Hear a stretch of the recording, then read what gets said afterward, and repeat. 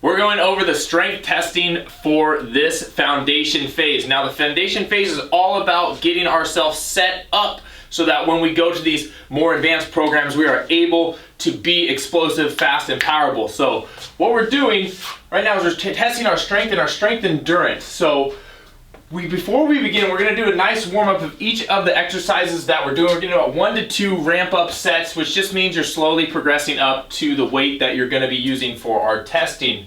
Now, the exercises that we are going to be testing are our back squat, bench press, hip thrust, and our pull-ups. The reason why we're testing these 4 movements, and specifically these 4 movements, is because they really give us a full assessment of your strength overall. Now, with the back squat, that's going to be a lot of quad and glute, lower body strength that we're going to be assessing. The bench press is going to be our upper body pressing that we're going to be assessing, so your chest, shoulders, triceps. The hip thrust, so we're going to be assessing your glutes and your ability to produce force horizontally. And then our pull-ups, we're going to be testing our back strength and our lats with that.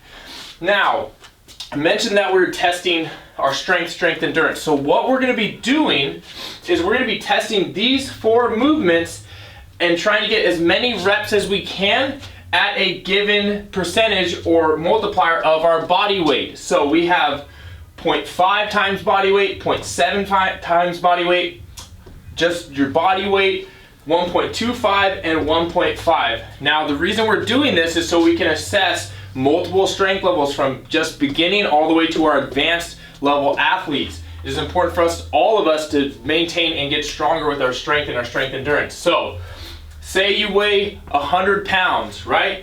If you're just getting started and you don't know how much you can lift, you're going to start with the 0.5. So for all of these lifts, you would do 50 pounds on the back squat, bench press, hip thrust, and the pull-ups you would just be doing your body weight if you needed to, or go to some assisted pull-ups if you can't. So again, we're going to work through these. You're going to choose which one is most appropriate for you.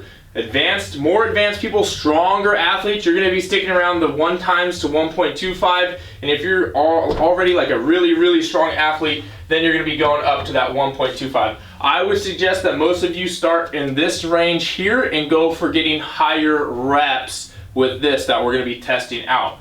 So let me just break down the example for you. Say we're doing the back squat. You're going to do our dynamic warm-up, then you're going to get warm with 1 to 2 sets. You're doing, I don't know, anywhere from about 8 to 10 reps, just getting your body used to it. Then, say I chose the half my body weight, then you're going to put this weight on the bar, whether it be 100 or 50 pounds, half your body weight. You're going to get yourself set up and you're going to go through and get as many reps as possible. After that, you'll record it and you'll move on to the next exercise, giving yourself some ample rest.